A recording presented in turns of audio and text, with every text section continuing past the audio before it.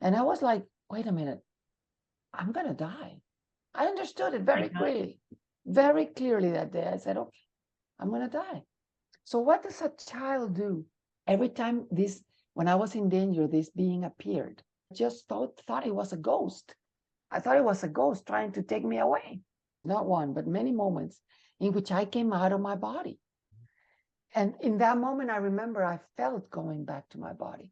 And nurses come and everybody starts shouting, respiratory, respiratory, we're losing her.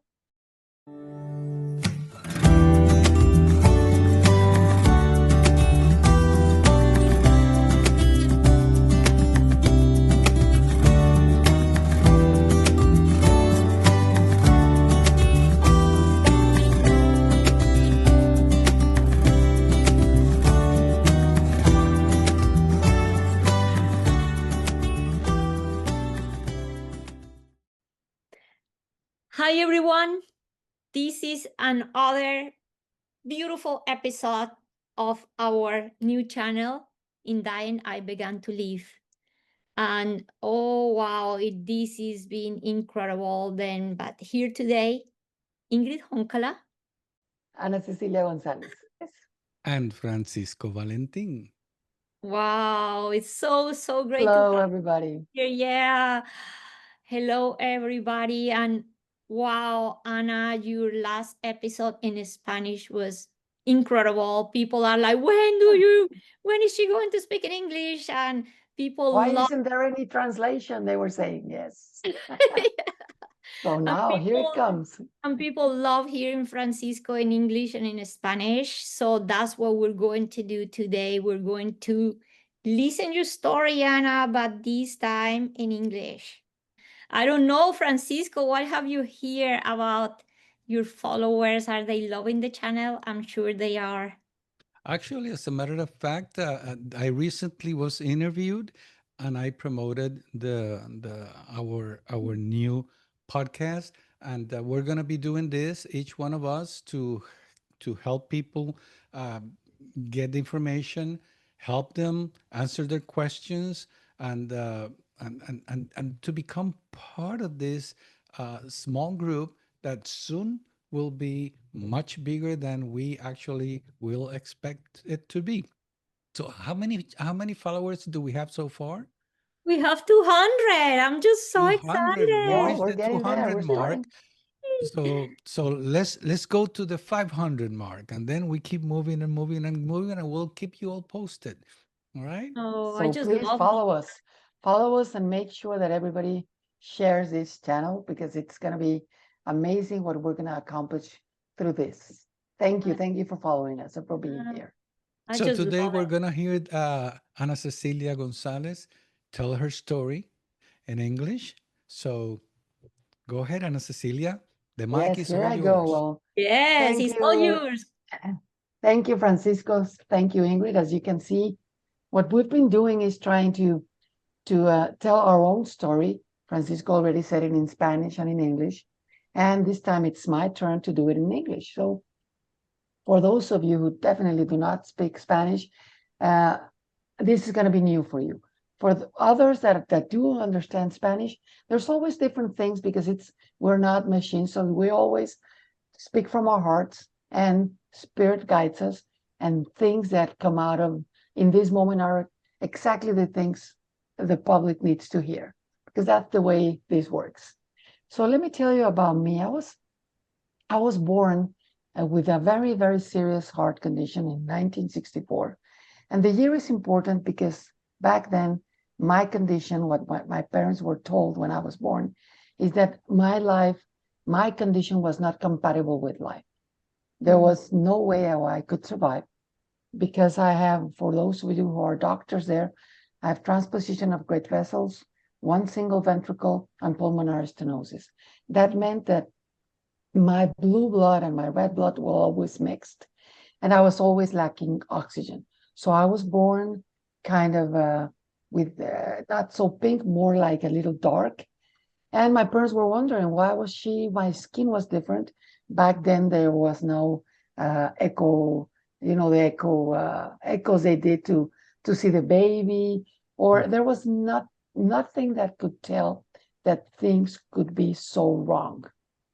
So when I was born at I was a little blue, and when my mom took me home, she definitely saw I already had another sister, that I was being very different from my older sister. So my feeding, every time I tried to eat, I immediately went to sleep. I was so tired that I could probably drank a little ounce and went to sleep. And then 1 hour later, 2 hours later, I started crying. But just imagine somebody born with that condition. Just crying meant a lot of oxygen, which I didn't have. And I got tired so fast. So by the time I was fed, I was exhausted. So my mother noted this. They took me to the doctor about a week later, and the doctor said, well, she's got a little what's a blow, a little susurro, a little in the Like a heart, whisper? like a whisper in the heart. So they thought it was just a little whisper. So they didn't really give it a lot more importance. But my mother definitely noticed that something was very wrong as time went by. So when I was probably 4 months old, I went to Mexico City, which was like the best hospital we could go back then, because I was born in Mexico. So that was the best hospital ever in the whole country. And there's where they told my parents this was very, very serious. They were told that most probably I was not going to make it but a few years, that I was not even going to be able to walk, not even to crawl or to talk or nothing. It was really everything that they were told was really sad. So they didn't give up. They said, well, let's take her to the United States. And maybe in the United States, we'll find another opinion about all of this. So they took me to Houston, Texas. And once they did a catheterization, which was what's needed to understand the heart's condition, well, they immediately said, this is very serious. And she also has pulmonary stenosis. So that meant that there was a very shortage of ability for the blood to get into the lungs to get oxygenation. So back then, that was a big problem. But let me tell you that nowadays, when children are born with my condition, that's the first thing they do. This is called the Glenn surgery. They try to make this vein a little shorter, so the push of the blood through the heart doesn't damage the lungs. So I was born with it. It was something natural. But back then, they thought this was a very serious condition. So starting when I was very young, I can tell you that what I've learned in life, and this is probably the first thing, is that anything that seemed to be a tragedy always came up with a hidden blessing. So this was a blessing, and my parents didn't even know it. Nobody knew it. So they told, again, my parents, probably she won't live but further than 7 or 8 years. There's no way, because this is not compatible with life. So just imagine parents receiving a little baby, a blue little baby, having such a hard time eating, sleeping, giving my mother such a hard time just be feeding and taking care of another baby. And then 2 years later, a third baby came, which is my brother. So life was definitely not easy for my parents during my first years of age. So it was probably before my brother was born that I was in the hospital for a long period, trying for my parents to understand what to do with me. The only thing they thought is just, let's wait for the best. So I kept on growing with a very difficult time, constantly in hospitals. Since my childhood, I was constantly in hospitals. Any flu got complicated, and I ended up in the ICU. I ended up in the hospital. So my first memories in my childhood were a lot of going to the hospital and doctors taking me my blouse off, putting all of these things to do an echocardiogram. And I became very sensitive to all of this, because, nobody asked permission to this 4-year-old or 5-year-old if I wanted them to do all those things they did to me. And nobody even asked me. And I didn't even know why. So I asked, why do you have to do this? Nobody said, because everybody was so afraid that trying to keep me alive was for me a way that they were being abusive and aggressive with me. And I didn't understand it. Nowadays, and this is something I really recommend, anytime a child asks for a why, give him an answer, maybe to his age, but never ignore it, because in his inner mind, he already knows something's wrong. And I knew something was wrong. I visualized doctors talking to my parents speaking to my grandparents, everybody talking to each other, and I was in the middle. I was in the middle just We don't watching everybody understand, talk yeah. about me, but nobody spoke to me. Nobody asked me understands anything. how aware the children are actually, like, No, what am I feeling? oh What am my, I afraid if I'm okay? So this was probably when I was 5 or 6. And so when I was 7, I was again sent to the hospital. And then there's where I was in Mexico City. And that day after I came out, I said to my parents, that's it. I give up. I thought I was misbehaving. Just tell me, what is it that I have to do? Because what did I do wrong? Why don't my brother and sisters come? I don't want to come anymore. I don't like what they do to me. They're always touching my nails. They're just putting a stethoscopes on my body, and nobody's talking to me. And I was crying. I said, I don't want anymore. Mm. So there's when my parents understood they needed to talk to me, because I was a rebel. And I said, no, I was very rebellious in just not, I was not standing that they were going to take me without explaining what was happening. And how So they old told were me, you? by that age, I was almost 8. I was 8. 7, almost Oh, 8 yeah. years old, and I was still alive. So almost 8 years Anna, old. one thing that is amazing, because in the midst of all of these, you can also now be a voice for all the children. Like, you can, to teach the parents, you have to share what is happening with your children, bring that awareness to the families. Yes, and I think they're doing it a lot more now. They're, for example, when I was in the hospital, when I was 4 years old, and let me go back to that moment, because I was 4 years old when I was put in a crib, in a very deep crib, so I wouldn't come out. Imagine 4 years old. The last thing you're going to do is stay in a crib. But I was so sick that they allowed my parents 1 hour in the morning and 1 hour in the afternoons. So what does a child do the rest of the time without a mother? Nowadays, they know how important it is for the child to be calm with the mother by their side, with toys, with games, with activities, because you're still a child. It doesn't matter you're sick. You're still a child and you want to play. Because I was sick, but I could still do a lot of things, even though I was really in a very serious condition. So I remember when I was there, I was 4. And I tell the age because for some reason, the number 4 kept appearing in my life in many, many ways.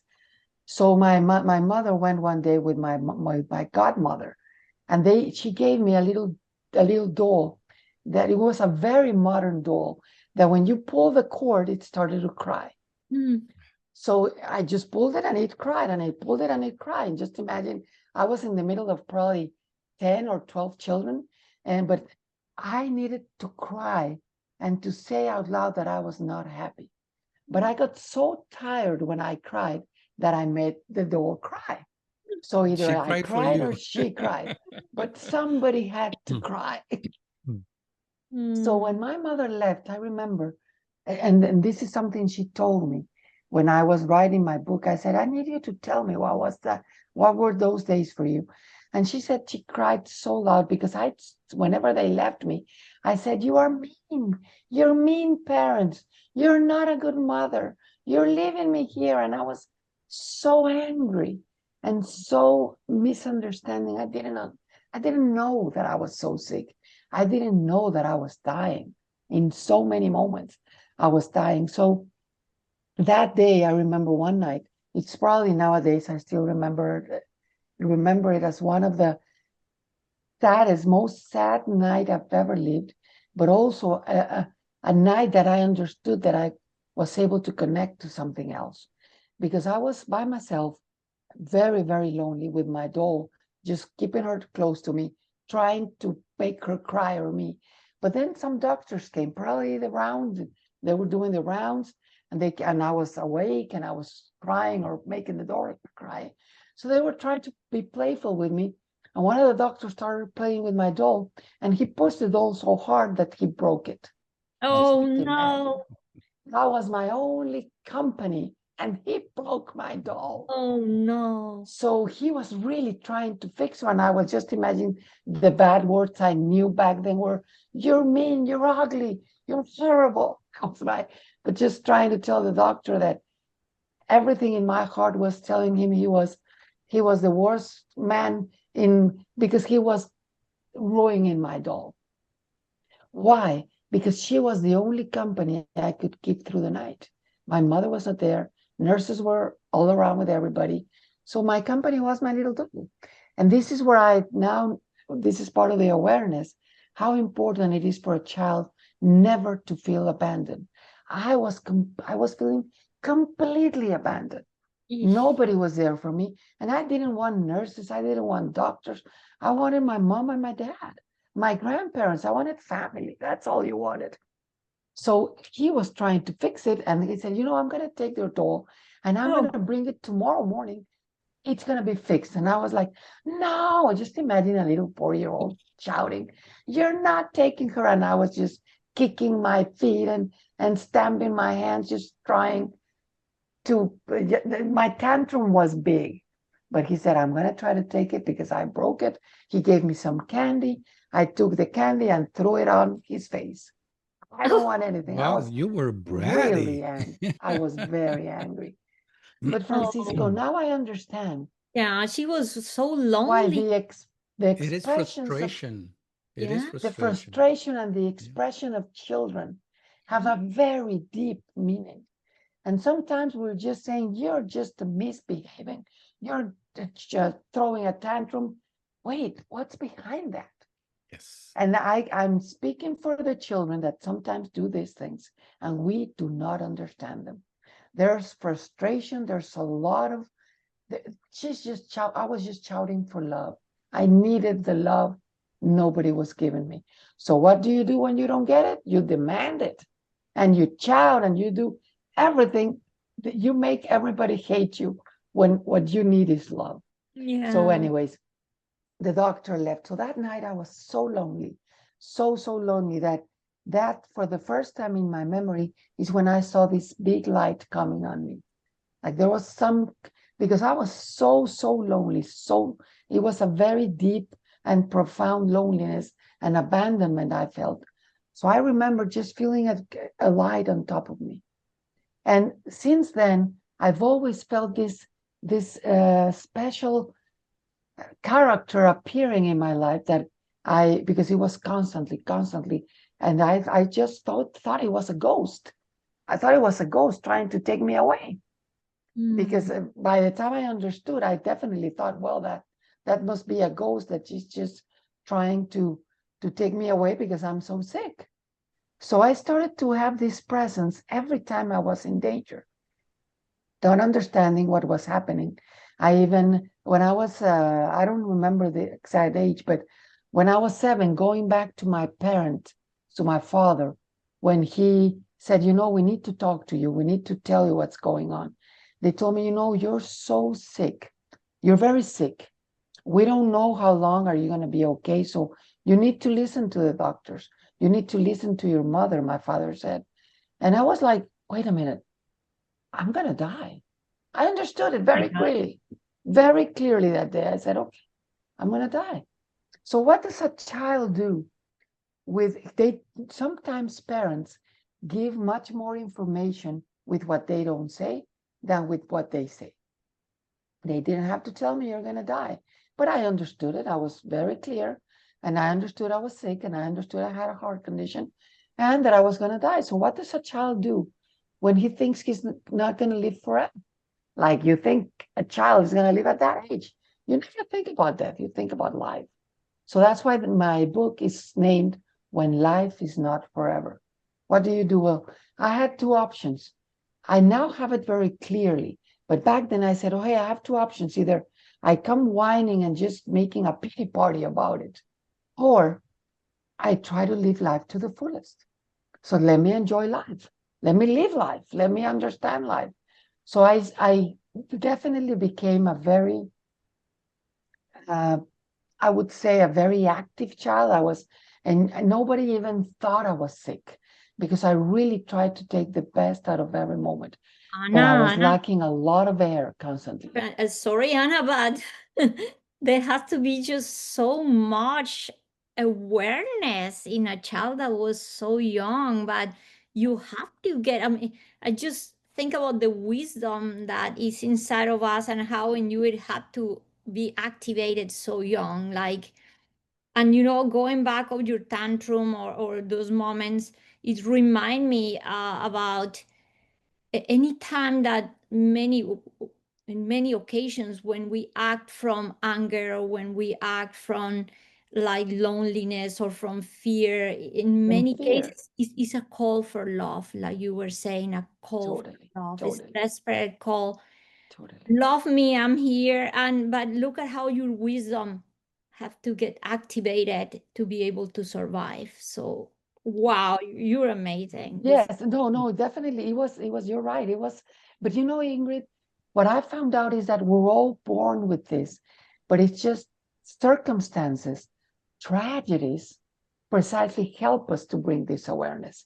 So there's always, always, always a hidden blessing behind a suffering, behind a dwelling, behind anything that we go through that is so difficult. There's always a hidden blessing. The magic here, the wisdom here is to try to find it.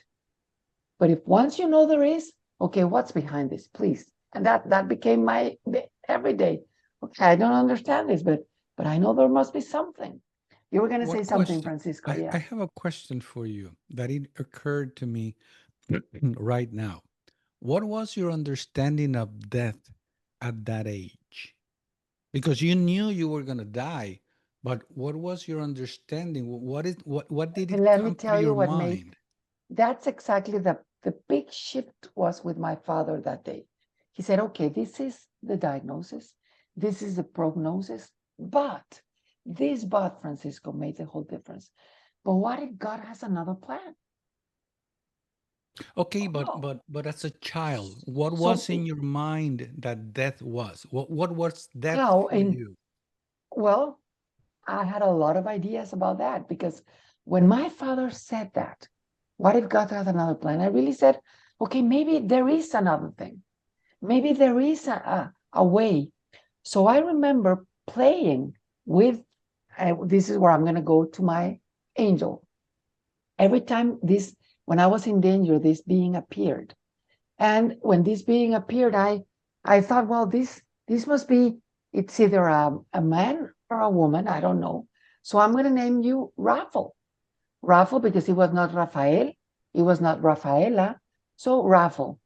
So I remember playing, what does it mean to be dead? So I remember playing with my little dog in the garden and then pretending that I was dying. And I even played with him like, Raffle, you must be around here, because I thought he was a ghost. So I remember trying to keep my breathing and trying to see what is this going to be when I die? Mhm. And then, of course, my little dog came licking my face, and of course, that my playing was over with my little dog. They didn't even let me play dead. But for me, what happened is that I started noticing, Francisco, that there was another realm.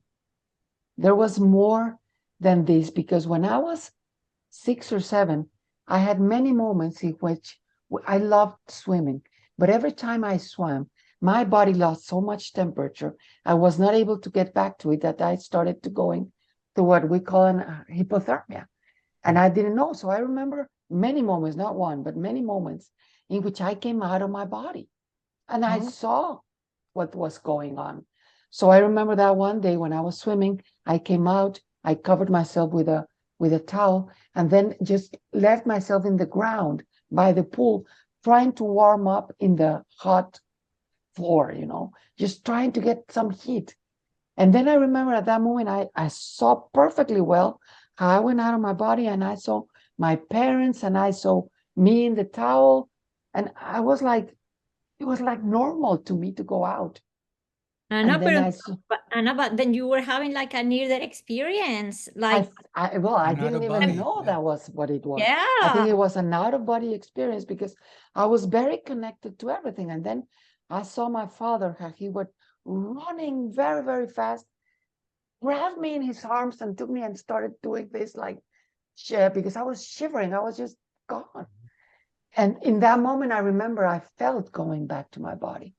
So those things were very normal to me, Francisco. So the concept of death for me was never a tragedy. It was like, okay, if this is dying, I'm still here. So it was kind of confusing. So that's why what I've always said when dying is when I really began to live, because Yeah. it's when I understood that, well, I'm not really dead. I'm just, but my body's there, yes. But this is a child trying to understand what out of body experiences mean. I could never, Francisco and Ingrid, never speak about this with anybody. It was years and years during my life that every time I was in a moment of life and death, I had these appearances of who I called Raffle. And then later on in life, when I was writing my book, and I'm going to do this forward here a little bit, I understood what Raffle meant. I didn't know back then. I was a child when I named him. So Raffle is in Catalan, in the language Catalan from Spanish. It means the Archangel Raphael. The Archangel Raphael, which means he is the Archangel of hell. Wow. I couldn't even have an idea about that. So when I started to figure this out, just because I wanted to put it in my book, I said, wow, I've always named this Raphael like that. And it's the Archangel Raphael. And then I try to figure out what does Archangel Raphael do? Because I was never into angels or all. I was raised a Catholic always, and with God and all the Virgin and all these things, but not a lot about angels. It was not something that we were taught. But yes, I had this Raphael for me, and I mean in Spanish I call him Rafael, which is Raphael, and then I understood that it always meant that my companion, which I thought it was a ghost, because I even remember arguing with him, just go away, don't take me. I don't want to leave yet, not yet. And I remember arguing, but he was always there when I was in most danger. I have another event when I was riding a horse. I was 10, and I became so frozen because I was riding with a friend. So I was freezing. I couldn't even move my hands. I couldn't move my body. So I was just there shivering. And I remember I was in a horse, and I remember the vision of him riding with me. And I saw that vision. I remember even telling my friend, do you see him? Oh, nothing, forget about him. We were 10. It was like, so I was dying.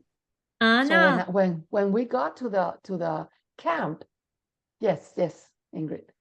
I just have the urge to ask Tell you. me. So, Please interrupt me. There's in no problem. reality, the idea, yeah, that you thought that he was coming to take you, he was really there to help you stay. That's my feeling. Like he was there to Always. pull you here. Oh my Always, God, always. it's amazing. And So he was Raphael there is in the every. angel of health. Exactly. And then I understood this 50 years later or 40 years later when I wrote my book when I was 50.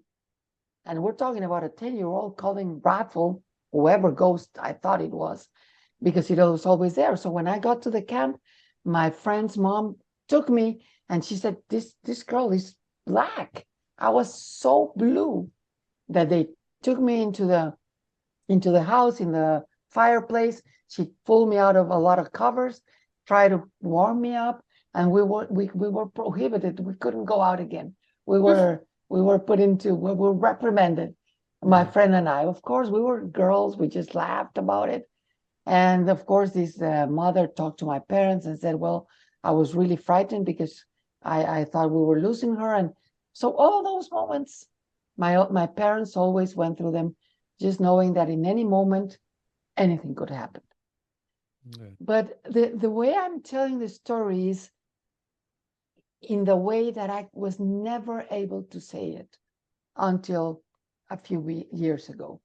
Because even when I wrote my book, I talked about these stories, but never understanding that in every moment of my life, death and I have been holding hands all my life. I've always been holding with one hand, and this is the way I start my book.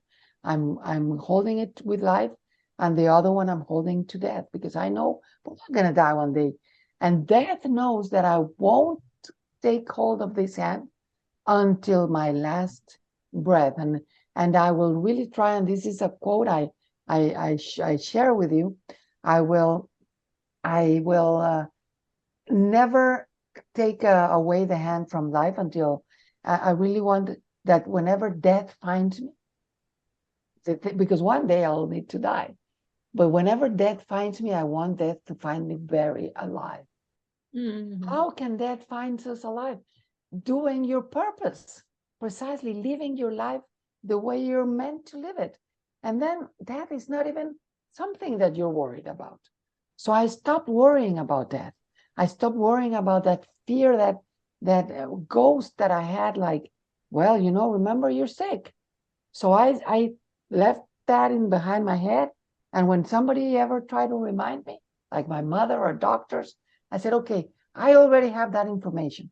Now tell me, what do I need to do to be alive? Oh. So it was a whole story. I grew up. I think that one of the things that really kept me alive without knowing, Francisco and Ingrid, that this was a tool I was, what's the word? I was unconsciously, by intuitively given, is that when I was a girl and I had no air, what I did is go to my bed. I didn't want anybody to notice that I was suffering. So I went to my bed. I started breathing. I started using what we now call meditation. We now call therapy of breathing. There's a lot of names we've given to things that I did without even, it was intuitively. So I went to my bed. I lay down and I started breathing, and I started talking to my blood. Okay. Oh. And I even named her Lucy. Okay, Lucy, now you're going to go. You need to go to my lungs, because I already had a lot of understanding about, I was probably 10 or 11. And I said, you're going to go to the lungs. You're going to get a lot of oxygen. And then the heart is going to take you. I mean, once you have blood, you're going to go back to the heart. And then there you will meet another friend that won't have oxygen, because the blood was always mixing because of the one ventricle. So when the blood came from the lungs, it mixed with blood that was not oxygenated. So in my child conversation, I said, you're going to go and meet another friend. And this friend is going to go with you throughout the body again. But do it enough times, Lucy, so you get enough oxygen so I can become pink again and I can go back to play. No. The only thing I wanted is to go back to play. So what is this? This means healing yourself. This is about talking to your body, convincing your body. Nowadays, Joe Dispenza talks about this in a very professional and scientific way. So there's a way that we can heal ourselves. First of all, we need to convince our body that it needs to find a balance. Doctors don't, nowadays, I'm probably the only survivor with my condition at my age. Everybody died. I mean, now I say it proudly, I'm 60. Nobody lived more than probably 10 or 12 back then. And the youngest one with my condition is probably around the 35 or 40 years old. So it's been a gap of 20 years that I'm probably one of the only survivors with my condition. I've had several surgeries, yes. But what I mean with this is that I did something in my childhood intuitively. I'm not giving myself any, like, I am the big shot here now. No. I just thought I learned to listen to my body. I learned to listen to my inner voice. And when I needed to rest, I rested. And I also remember that when I went into my bed and covered, nobody even dared to wake me up because they knew I was really tired. So my family started respecting my quiet moments. So with this, I invite you all to understand how we need to learn how to hear our inner voice. There's our inner voice all the time. There's our inner voice. And this inner voice told me, you need to rest, you need to breathe. And breathing, what breathing brought me was not only oxygen, but it brought my body a peace and a balance that needed for me to be able to recover and go back to play and go back to do whatever I needed. So I kept on growing, and miraculously, I just thought, because my nails, Ingrid and Francisco, changed completely. They were now they're beautiful, but they turned purple and very like broken. No, it was like stick. They're called them drumsticks because they were like a little, swollen. yeah, Swollen. and it was like a little ball on top because they were very swollen. Yeah. So I remember I was always suffering with this. When I was around 5 years old, there was this play that we were doing when we were children. So we were dressed like Indians. So Indians didn't wear shoes; they would only wear sandals, or they were without shoes. So my mother prepared for me a 5-year-old with a beautiful dress with a lot of little flowers. And when I was doing this play, we were outside, all the parents were going around. And the only thing I saw was parents looking at my nails because they were so gross. They were so, really, they were not looking healthy at all. So instead of looking at my beautiful hair and my beautiful, what they did was immediately pointed at my nails. So that hurt so hard. And this was another experience I really had. So what happened, to protect myself from this hurting so much, I imagined that I went to my grandmother. And I perfectly visualized how I went there, and she hugged me and received me, and she had me with her for enough time before I needed to come back. But I remember those. Your grandma was alive, so you were having like Yes. out-of-body experiences, Ana? Out-of-body experiences, going to my grandmother, they had a farm where they raised eggs with all the chickens. So I remember going and helping her put the eggs, because I did this really. But this was a protective way of not suffering.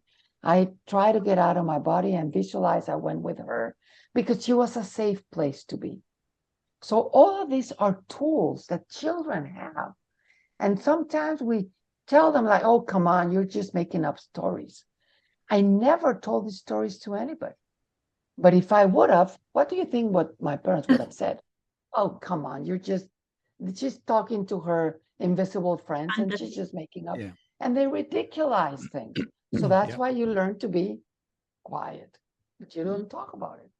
Because it's very dangerous to feel that the people you love the most won't believe you.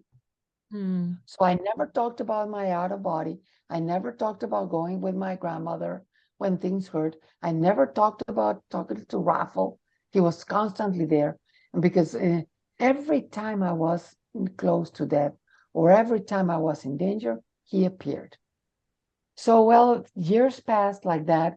We never thought if I was going to be able to get married or to grow up or what happened. But as life went on, I never thought I was going to be able to have a boyfriend that was going to like me because of my nails, and I became so purple. Well, thank God I didn't have one. I had several boyfriends. That was not a problem. But when I was 15 and I had this, and I'm mentioning this because when I had a boyfriend when I was 15, I became very sick. I had an infection in my heart, which is called an endocarditis. So there was no solution in Mexico. My parents, well, they were just trying to give me the best they could to keep me alive. So they took me again to Houston, Texas. And in there, they did whatever they needed to do, gave me antibiotics, kept me, they accept me in the hospital for 2 weeks and until I was better. But they saw, because my boyfriend went with my grandmother to visit me, and they saw I had a little boyfriend because we were holding hands and we were walking through the hospital. I was taking my IV everywhere. I mean, I was active. I was full of life. One thing is having a heart condition, and another one is to be dead. I was very alive. My my head, my mind, my spirit was very alive, but my body limited me. So there's where I'm very careful when there's a condition in the body. We need to call it with the right name. We cannot call people sick because that is really, she is ill. No, I just have a heart condition. That's all. Mhm. So it's just the way we change the language that also changes the way we perceive things. That is Yeah. very So for true. me, that was very important. So when I went there in Houston, a doctor said, we need to talk to you because we see you have a boyfriend and we need a private conversation with you. This was the first time in my life I was ever without my parents because they had always been there, always. But they, in the United States, well, she's 15 years old. She's got a boyfriend. Who knows what's happening? So we need to talk to her. So when they took me privately, it was the first time they say, well, we need to ask, this is it's a question we need to ask. So we see you have a boyfriend. Are you intimate with him? Are you having relations? And I was like, oh, no, come on. I'm only 15 and I'm not married. That was my answer. So it was like, okay, she's from Mexico, very conservative. All right, we understand. You're not. Okay, don't even start because you're not going to be able to cope with it. And we want to tell you, please, that it's a miracle that you're alive. You're okay. You're doing fine. We don't have any surgeries for you. Maybe in 10 years, there will be something. 15-year-old being a rebel because I was just imagining the how teenagers are at that age. Yeah. And she said, please don't get married, forget about having children, uh, don't start the sexual life because your body won't stand it. In my mind, one of the things will always be very grateful with my parents is that they never forbidden me to dream. So in my mind, in my head, I already had grown. I was married. I had children. I was I had a college degree. I was working. I was doing all of these things in my mind. And No this one was doctor going to comes. stop you, Anna. No, but this doctor was like a death sentence. And I Horrible. said, wait, what? Well, what do I do with all of these dreams? So she asked me, do you have any questions? Of course, in my rebel mind, I was, you don't know. You're not me. How do you know? But I didn't say a word. I was very well raised, and you were not going to answer back. You were not going to say a word. So she said, do you have a question? And I said, yes. The only thing I'm asking is that this information, I want my parents to know it through me. Oh, no, of course. Of course, nobody's gonna talk to your parents. You're a grown-up now. And I was like, wow, I had control of the information for the first time in my life. Finally. Finally, because they were always there. So just imagine. The title of the chapter in my book is I Lied. So my mother said, so what did the doctor say? Well, the title, just imagine, I lied. So I said, Mom, don't worry. The doctor said that I could keep going. Are you going to be able to get married? Will you be able to have children? That was, just imagine, being All of raised it. in a very conservative family. It was like you have to follow this rhythm of life. You're going to grow, you're going to finish a college degree, you're going to get married, have children, and then you're going to fulfill the happiness of your life. So that was the way I was raised. So my mother needed to know if that was, so if I would have answered, they said no, she would have sent me to a convent with the nuns. I didn't want to be a nun, and I knew that was going to be, no, I liked men. I wanted to be married. I wanted to know what love was. So all of these things that we see now, like so normal, in my mind, wait a minute, I'm not going to know what love is. I won't never know what making love is. I don't take that away from me. Not through words. So I didn't say a word to anybody. That was the best kept secret I had for me and my future husband, of course. So well, then I grew up. I did have several boyfriends, and it got the time that I had a boyfriend. I immediately, one thing that nobody can ever say is that I never ever lied about this. I said, I have a heart condition. We don't know how things are going to develop. There's no surgery for me now. We don't know if I'm going to be able to have children, but this is who I am. This is me. So my boyfriend back then, he was definitely, I fell in love. He fell in love with me. We were just too young. I was 21, he was 25, and we got married. He was 26 when he asked me for my hand.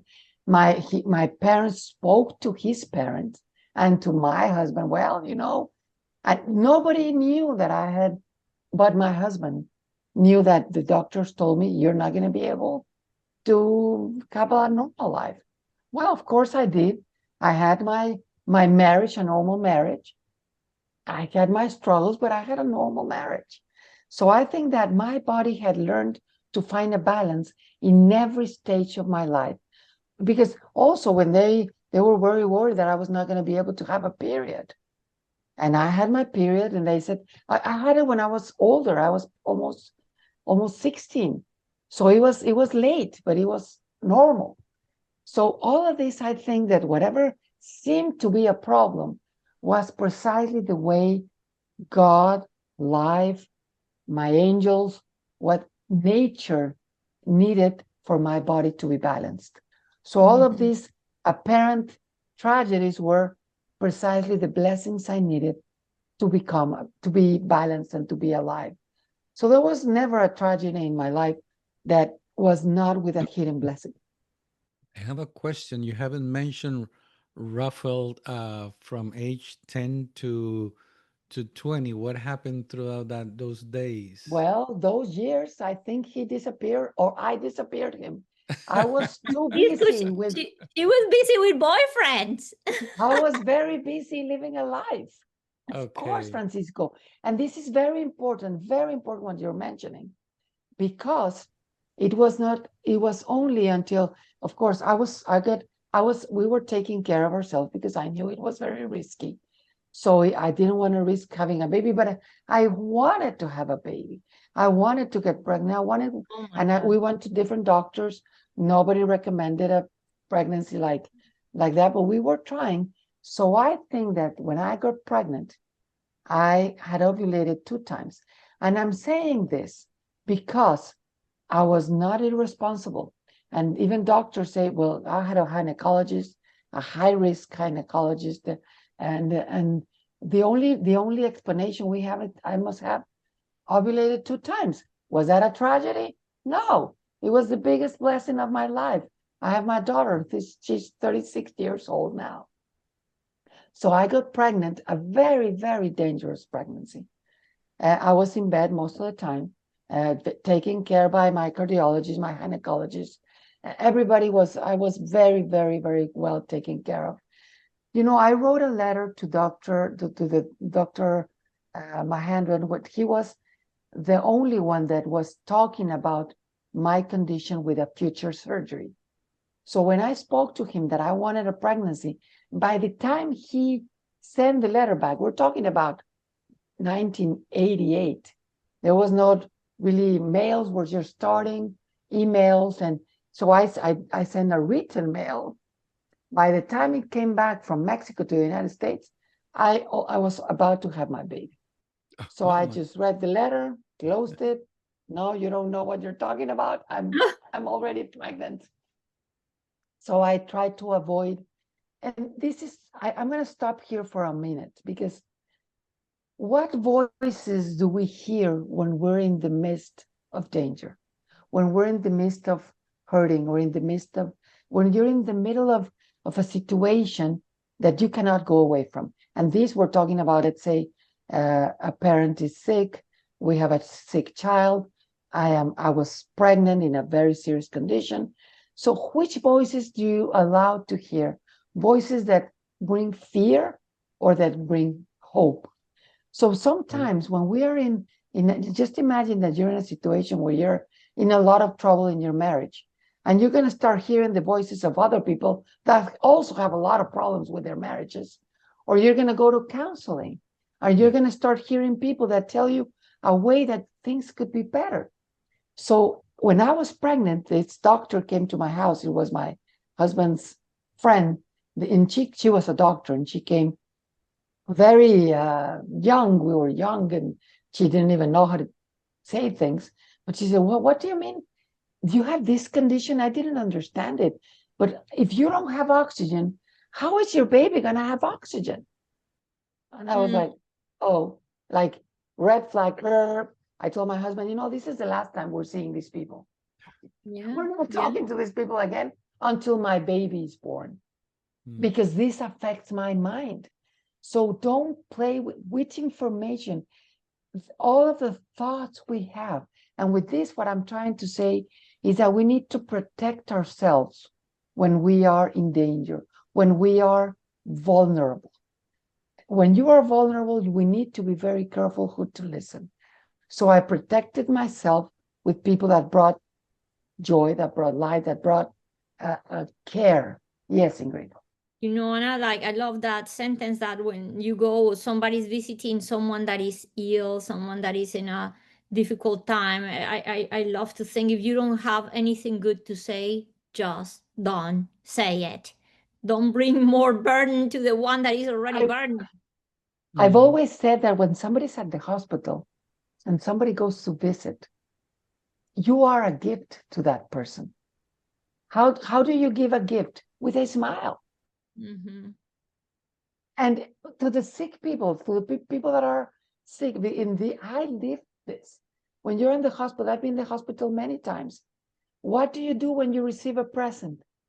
You say thank you and you smile.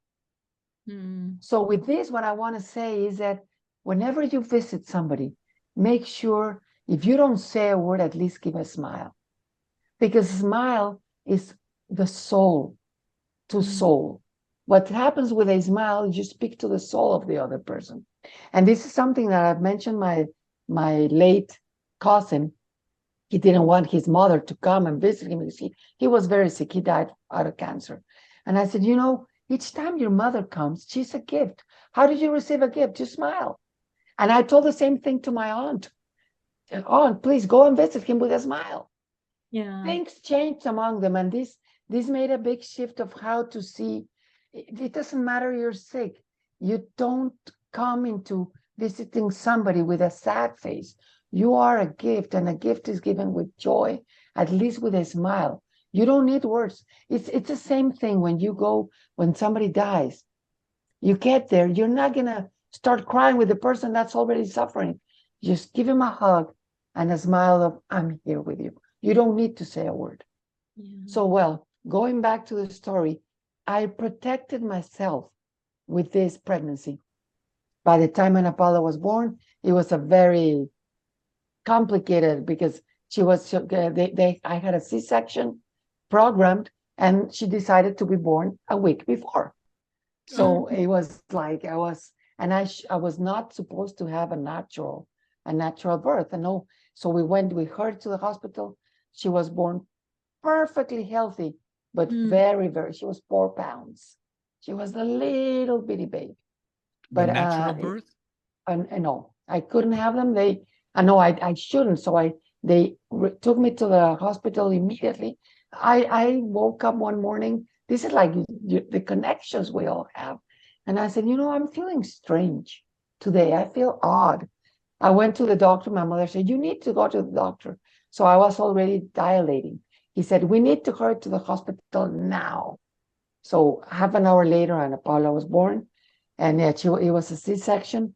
My heart started misbehaving, but they calmed me down. So I had my baby in a very, very difficult environment. All the doctors that you can imagine wanted to come to my birth because nobody with my condition was alive, nevertheless having a baby. Wow. So it was like a whole event in the hospital. And a lot of doctors came to see, because it was really a big event You that I mean the had a baby. intensive care unit? You were at the intensive care unit? After that, yes. And I Oh. was there for some days, and Paula was in the hospital for probably 19 days. And they gave her back to me when she was able to eat through me. So she was a very little baby, but perfectly healthy. But one of the things I did, going back to the pregnancy, is that all the time, Francisco and Ingrid, I spoke to her. Okay, my baby, I don't know. I still didn't know if it was a boy or a girl. But I visualized perfectly well how I was creating her hands, finger by finger. I memorized her body inside me. And I spoke to her and told her, you're going to be, just wait in there. I know in there there's not enough oxygen, but out there, there's a lot. Just wait. Just hang in there, hang in there. I spoke to her all my pregnancy, and then told her how God loved her, how she was going to be of great joy to me, to the world, that she had a purpose, she had a mission. So all the time during that pregnancy, I made sure this baby received love, an assurance that there was submission for her to come to this world. So yeah, well, I'm not going to stop a lot because I don't want this to get so long. So after she was born is exactly when my heart couldn't go on. So just imagine, I was already 24 years old. How many years after that nurse had told me that? 9 years later, almost 10. Remember that she said, you have to wait 10 years. Well, just this is the way the body, mind, the spirit world works. So my body hung in there almost 10 years later, and with a baby. So the first thing, when I started becoming very, very ill, I couldn't breathe, I couldn't move. My baby was 9 months old.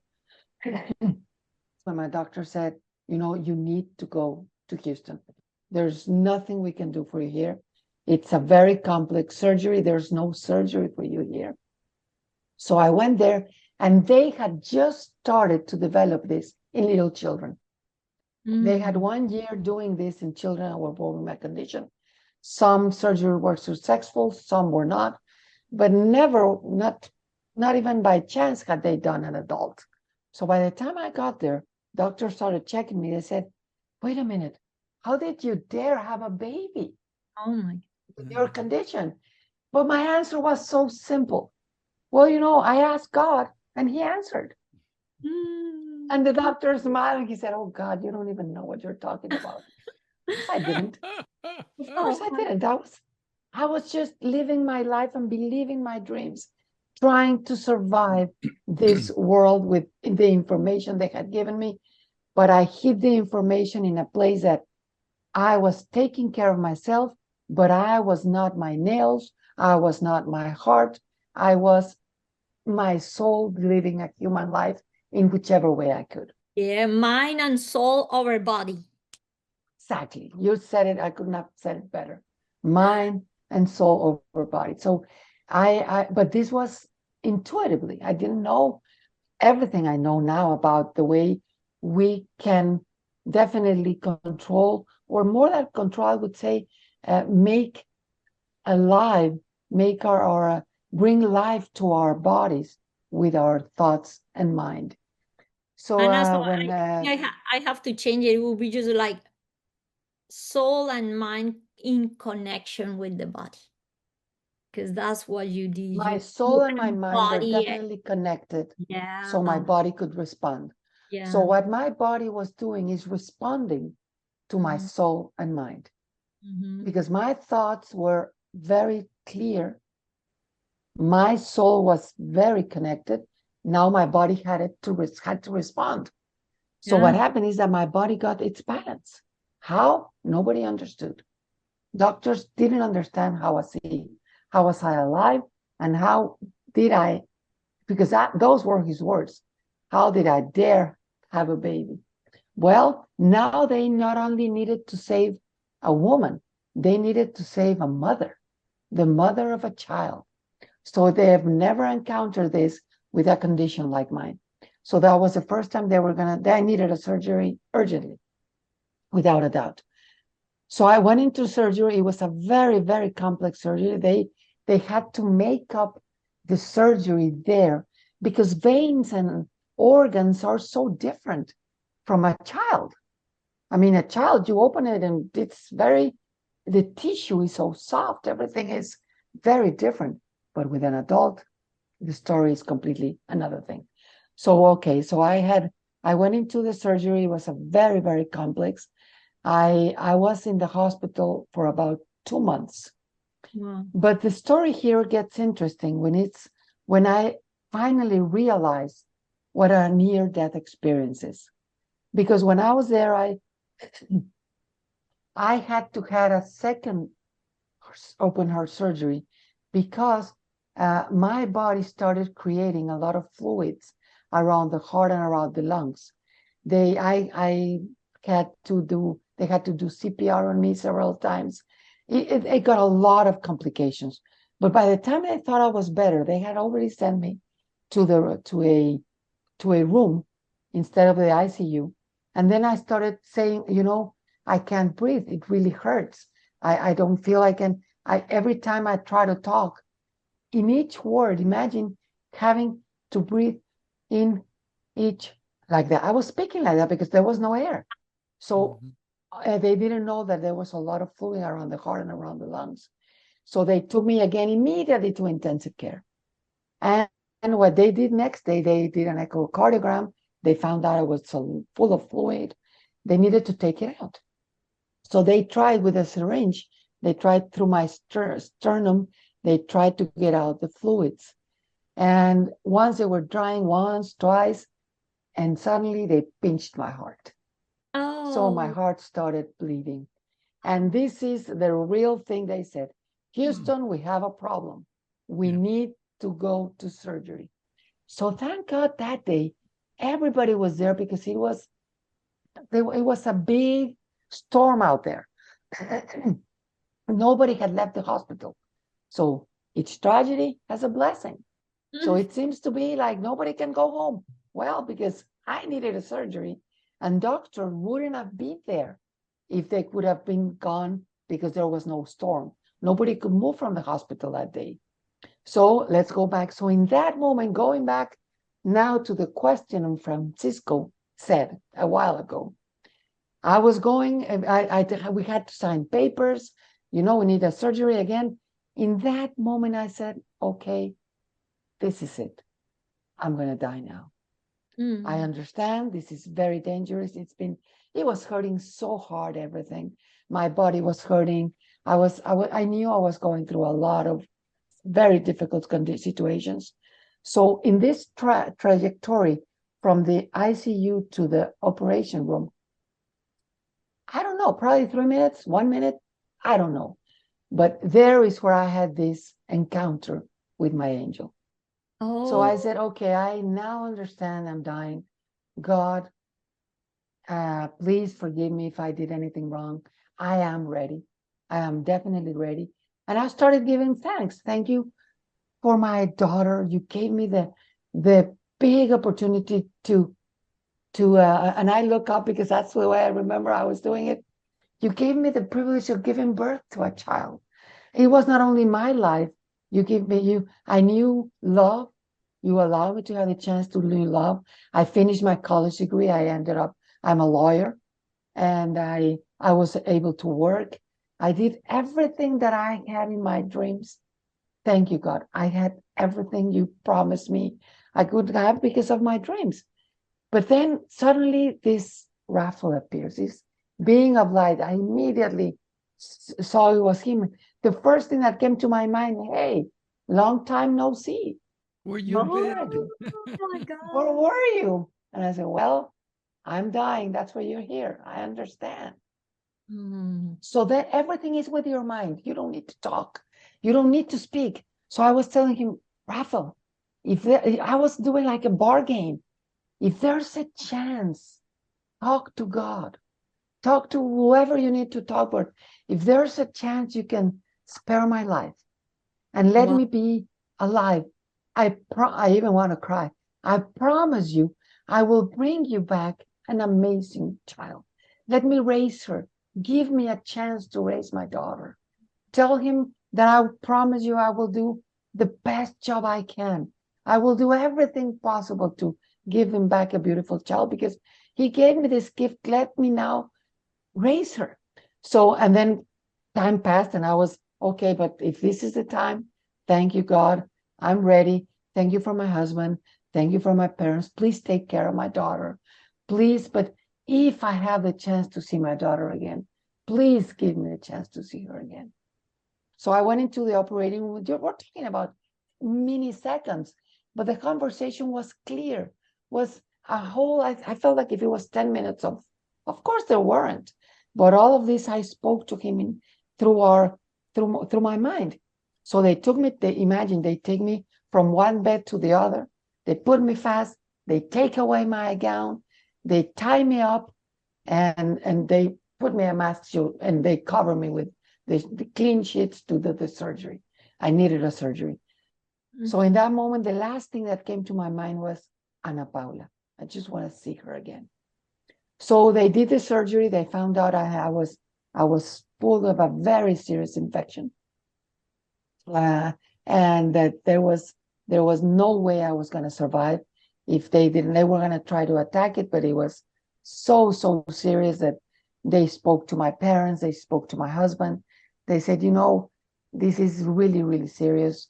We don't think she's going to make it. If she does, it's going to be a very difficult situation for us to keep her alive. This is invaded all her body now, staphylococcus, something like that.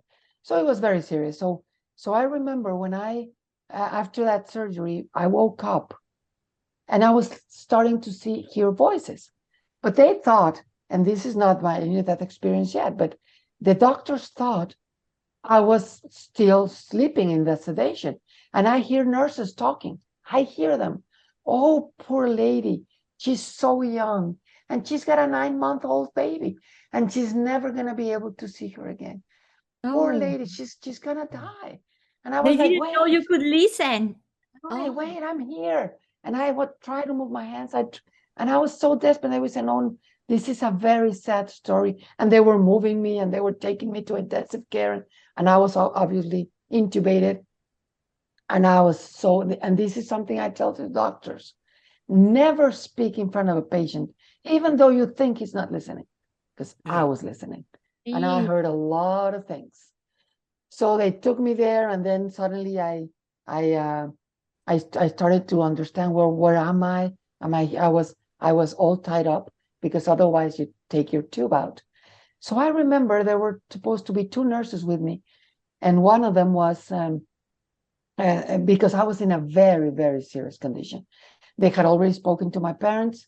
We don't think she's going to make it. They asked my husband to change my name. I was under my name as single, and if he wanted to take me out as a husband, they were not going to allow him. So all this drama, imagine.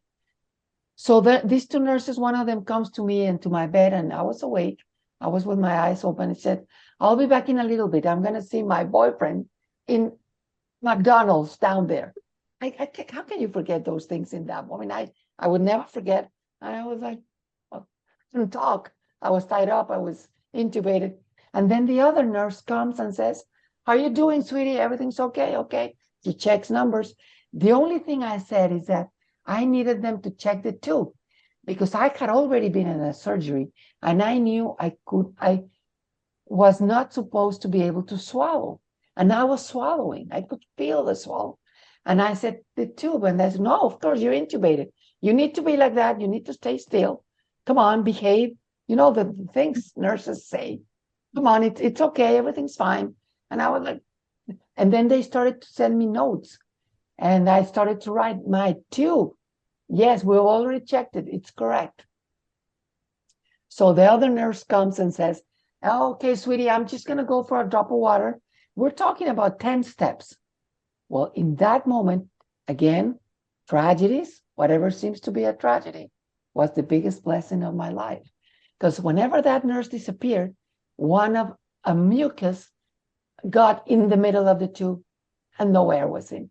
No air was coming in. So I had a respiratory arrest, and right away I had a heart arrest. So I was just struggling with my hands, trying to, and nurses come and everybody starts shouting, respiratory, respiratory, we're losing her. And I hear perfectly well all of this. We're losing her, you need to come fast. And then the sound of a siren inside the room, wee, because that means there's an emergency. Code So blue. a ton of doctors came in and they started to do the CPR and they started to put some air trying to take the phlegm out. And then they tried it once, twice, and I immediately came out of my body. So I had a heart arrest. And I visualized coming out of my body and looking at all of them working with my body. But for the first time in many years, I felt, wow, this is breathing. I was really breathing. I was not hurting anymore. I was not struggling. And I was just kicking my legs before this, and then suddenly my body was completely still. And I could see my body, and there is where I understand when we say my body, my eyes, my hands, because it's the body of a higher, which is the soul, the spirit. And So the Anna, spirit, now you were breathing, but with the lungs of the soul. exactly. So some people have asked me, so what body did you have? Well, I had a spiritual body, but I did have a body. I knew I had a body, and I knew I was floating because I started floating.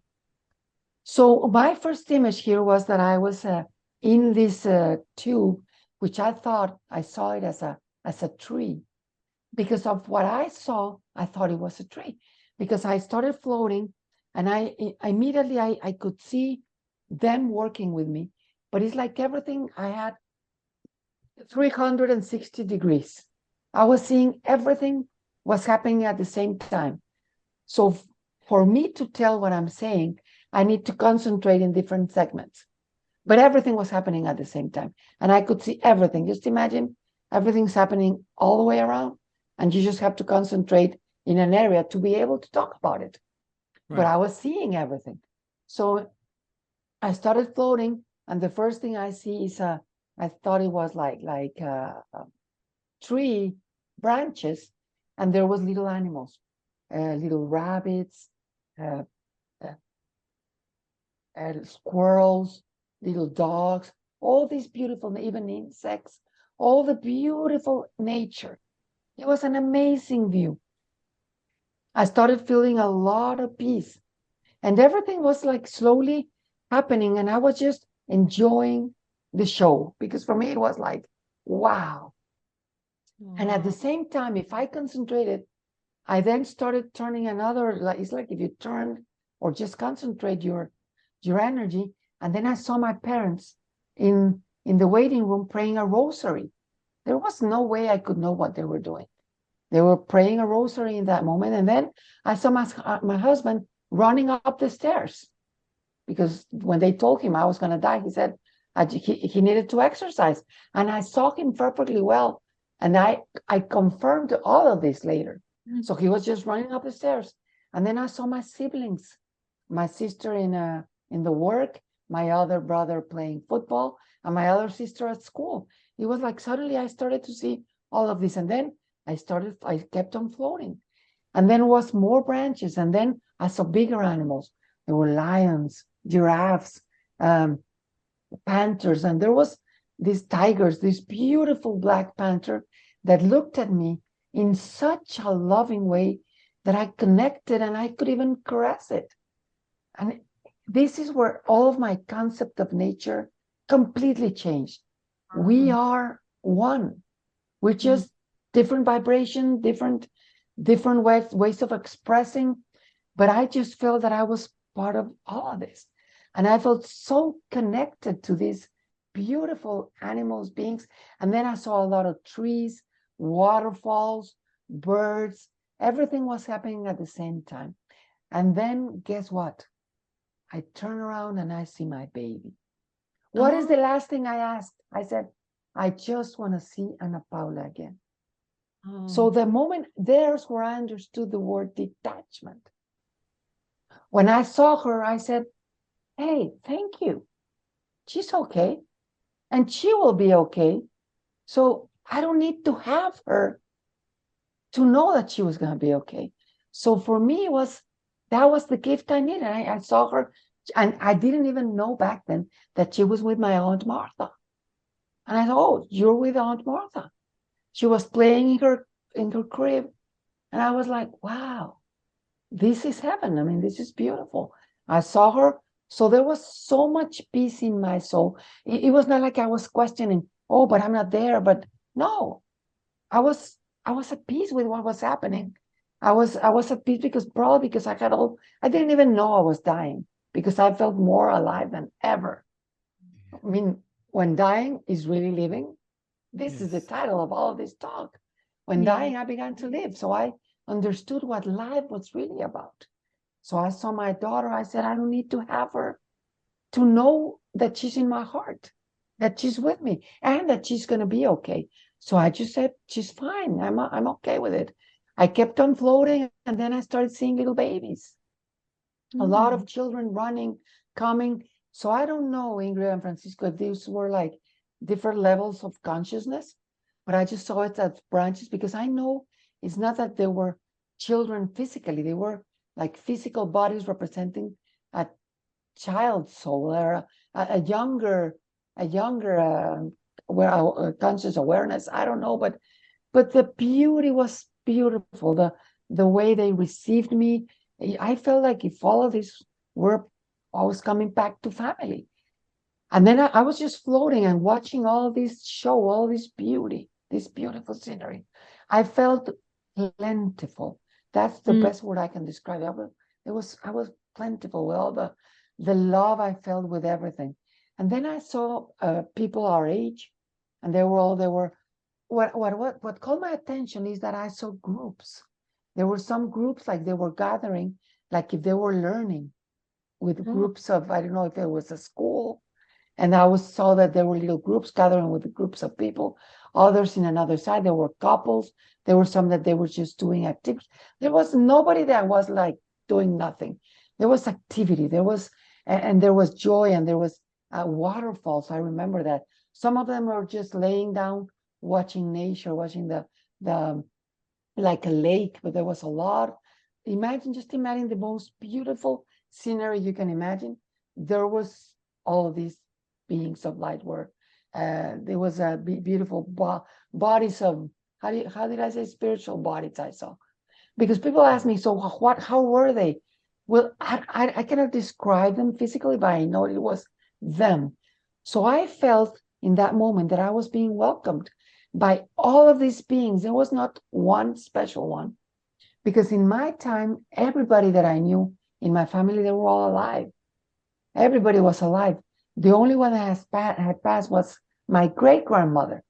But all of my family was my parents, my grandparents, my uncles. Everybody I knew was there. So, but for me, all of these people that I thought I didn't know, it was like they were friends to me.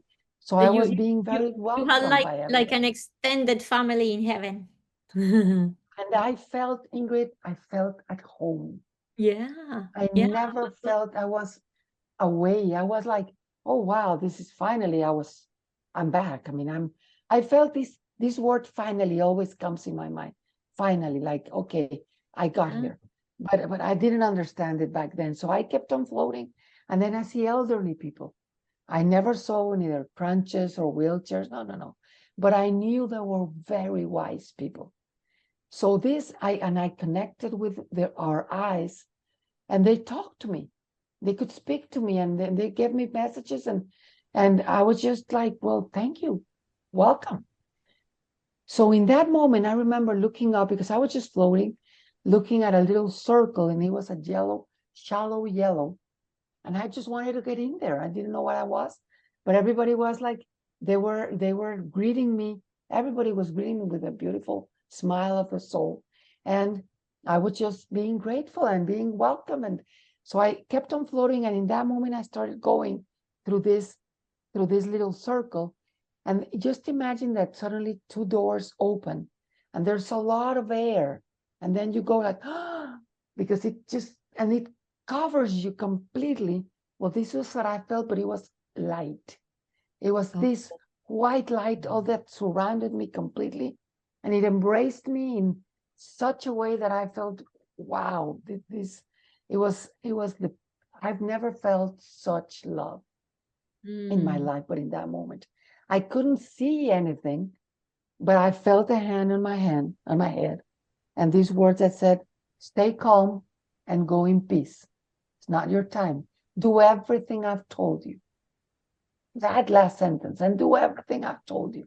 So I came back very fast through all the stages, and I immediately felt how I came back into my body, and it started hurting again. You should do What do you everything think? I told you. Yeah, like, wow, I guess. So what do you think was my first impression when I came back into the body? I was so angry. I was I don't just want to like come that little back. girl when I was I 4 don't years want to old. be here. I wanted to throw the candies to their faces. I said, because in my mind, I was going to sleep. And I say, why are these doctors so selfish that they want to wake me up when I'm finally resting? I mean, I'm finally going to sleep. It was hurting so much, and now I didn't know I was dying. But this is true. I felt my body was swirling. I felt very, very dizzy. And this is true. When I heard my heart beep, beep, beep, and then they shout, "We got her! She's back!" And then again they start shouting, "We're losing her! We're losing her!" Coda, I don't know what they shout, and then Because you were again, like, all I that. don't want to be here. And then I later learned, because all this investigation I made to make the real investigation serious for my book. So they later learned that it was about an hour that they were bringing me back and forth because I didn't want to stay.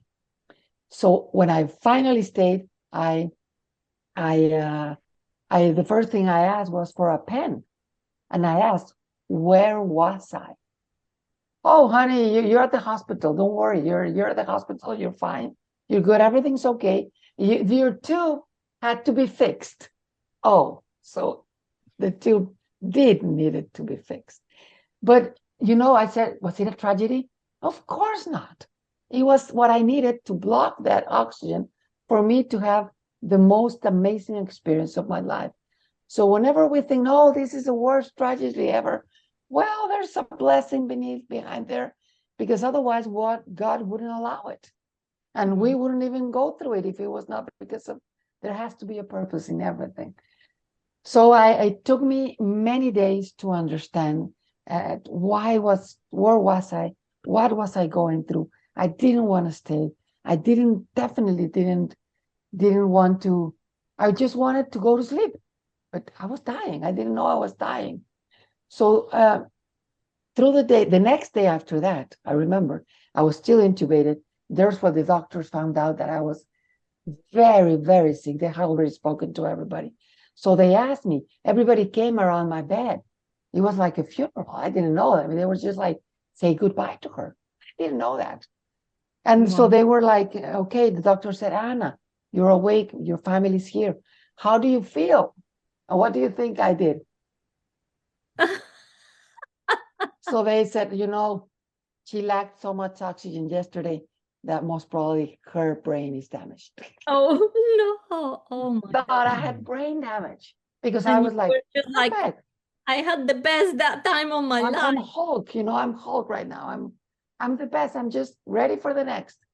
They said, I don't think she's doing okay. Well, I think I didn't turn out that bad because I'm still here.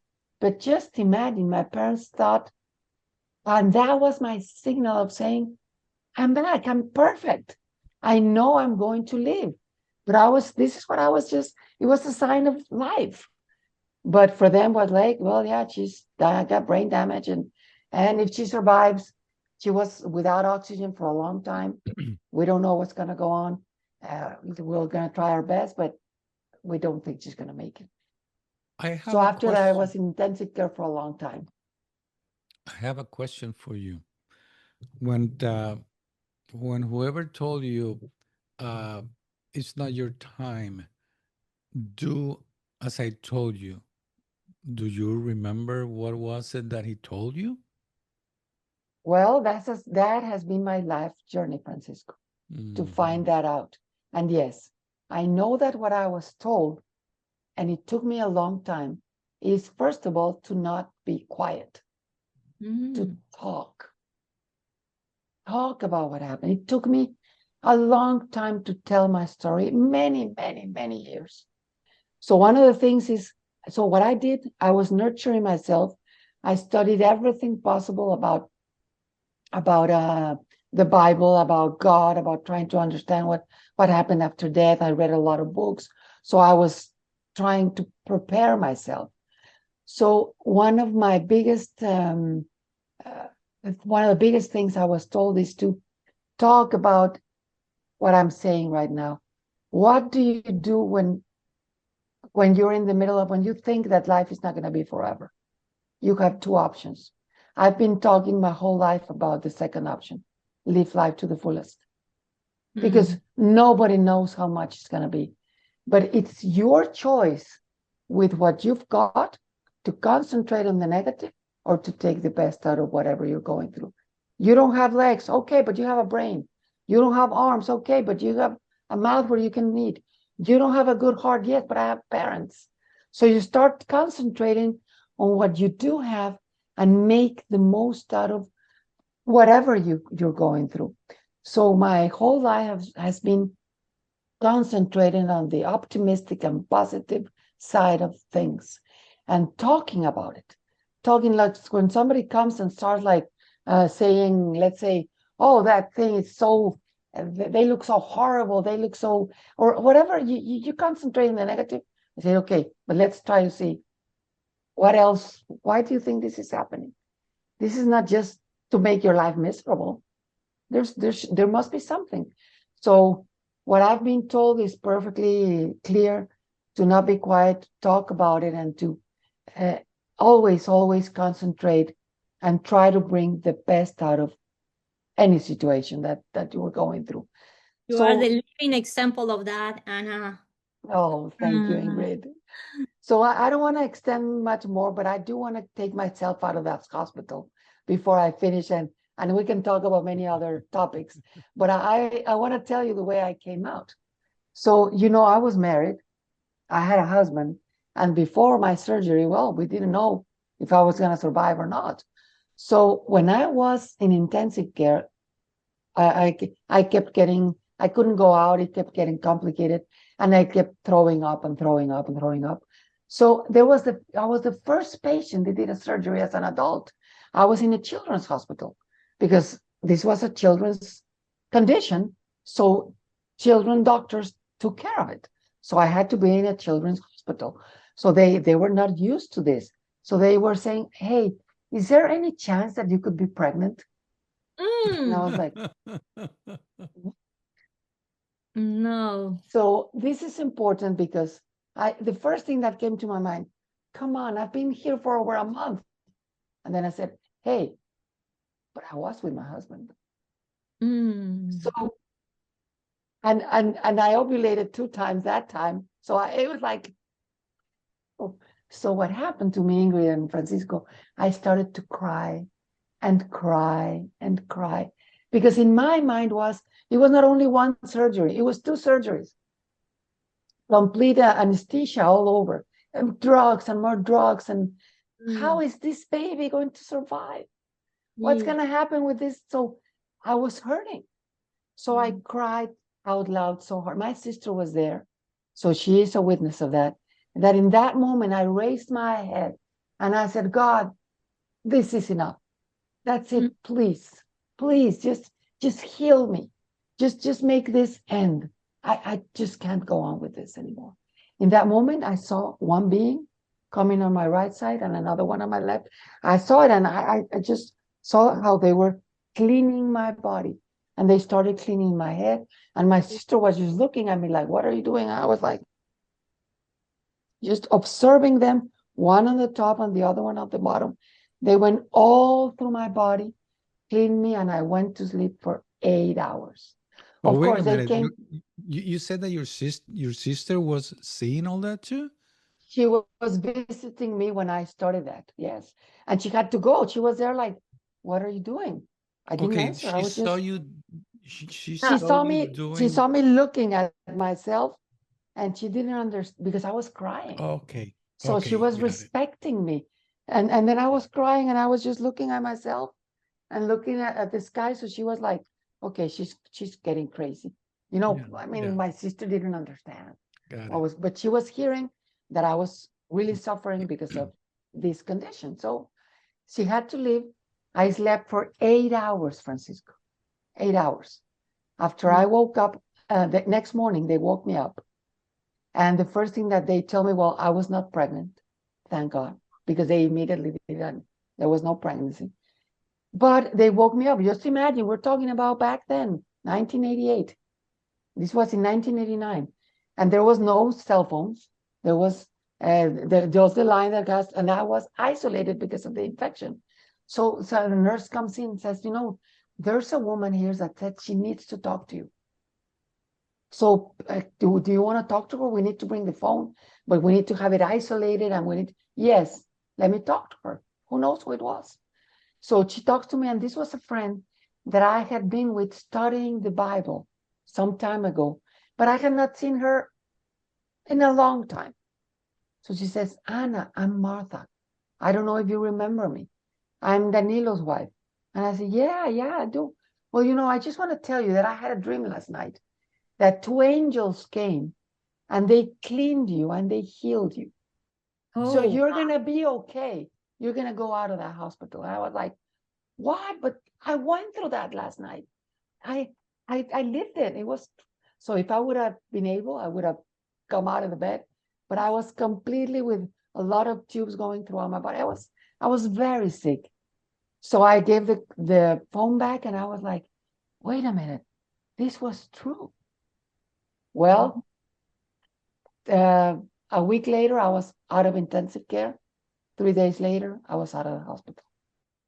So I wow. was healed. So that praying, and what I want to, the message I want to give here is that sometimes, yes, we are in a moment, even though we have a lot of faith, even though we know I went through an amazing near-death experience, but I was still at the hospital. I still had lessons to learn. I still had things to do because while I was there, I remember telling my husband, don't go to talk to the doctors because they told him, come out. We need to talk to you. And I said, don't you dare. Because if you go out, you come back with a face that I know they told you how sick I am. I need you to believe me. I'm going to live. Don't go out. And he said, no. I remember he said, no, I'm not going out. Because I said, please don't, because you come back with a horrible face. So this is what I'm trying to say with this is that, yes, there's going to be moments that we're going to cry out loud for help. Do it and say, no, I can't do this anymore, but please help me. It is okay to ask for help. That's what we're here for. I mean, it's okay to feel humble, to feel weak, to feel hurt, to feel sorrow, crying. It's only a human experience. And it Yeah. is okay to say, I need help. So that night that I cried for help, I received the best help ever. And I'm here all those years later. So there's a lot more to say because I came with a lot of things happened after this. I started having a lot of communication with through my dreams. I would say the after effects, but I think we need to leave this for another session. And Yeah. but I do want to tell you that yes, after this experience, a lot of things happened in my experience, which is when I started, Francisco, to do everything I was told, and it came after that. Anna, and we know that you have another near that experience just a couple of years ago, but we will leave these for another talk because we don't want to make these videos too long, but you still have a lot more to tell us. And oh wow, Anna, this Yes. was amazing knowing your experience. Now talking with you, I just know that there's so much greatness, so much beauty, and you come here so beautifully to present it to us. I'm so grateful. Thank you. Oh, wow. Oh, thank you. Thank you for giving me this space. And I thank anybody that's watching for giving yourself also the chance to hear about this. Because maybe you've gone through an experience, maybe you've gone through things that you hear, that you feel, that you know, and you're not listening to yourself. Please give yourself the time to go to your bed, breathe, and even speak to your body. Speak to your, listen to your wisdom. There's a lot of wisdom inside each one of us. So if you're going through any of these things, please listen to yourself and follow us and ask any questions you want and contact us. We need to hear about you. Anna, Yes. you're the embodiment of hardship becoming blessings. So Oh, I'm just in awe because really many people that complain thank you. and you should not even be here.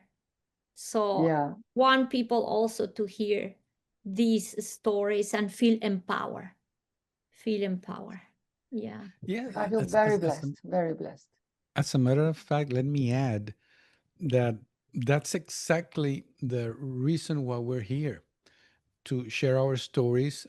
You listeners, uh, what you're doing is that you are learning a little bit about us, so you can have an idea of the experience that each one of us has gone through, and that will help you clear the area so you can ask questions, Mhm. so you can understand that we're not telling a story just to tell a story, because from every story there's a lesson. There's a there are some words for hope. There's understanding. For example, I had my experiences, and as I hear yours, I can get a little bit more clarity on what I experienced. Yes, And maybe I didn't understand it well, but as I hear you, I get a little bit of a glimpse of something that I didn't consider.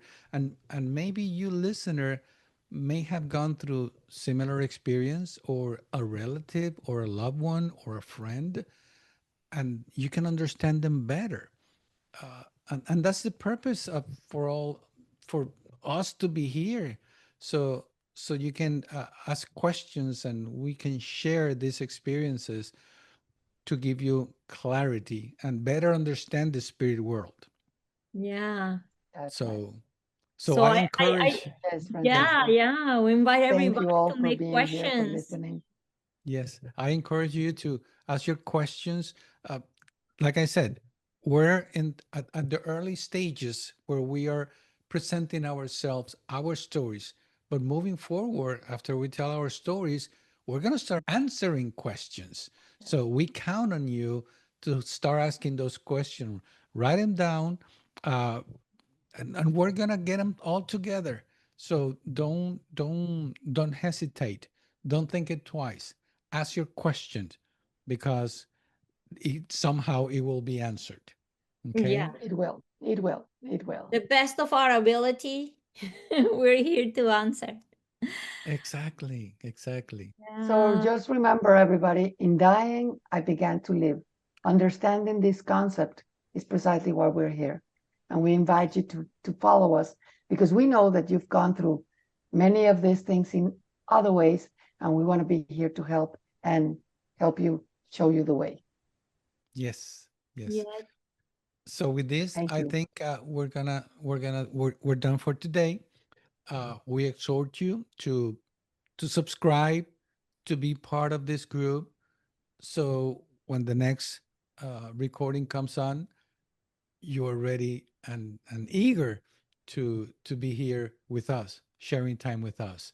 So with this, uh, oh, by the way, share this video with anyone that you know that might be of interest for them, and Don't keep keep it to pass. yourself. No, Share it. don't keep it to Yeah, yourself. please share. Yeah, like I said many times before, and you're gonna get tired of listening to it. Don't keep us a secret. Spread the word. Help us get to many more people. Mm. Okay. Okay. So, so Thank you, this is Francisco. Francisco Thank you, Ingrid. Valentin. Ingrid Ana Hong Cecilia Ana Cecilia González. Thank you for being here. Thank you. Until See you next next time. time. Bye. Bye.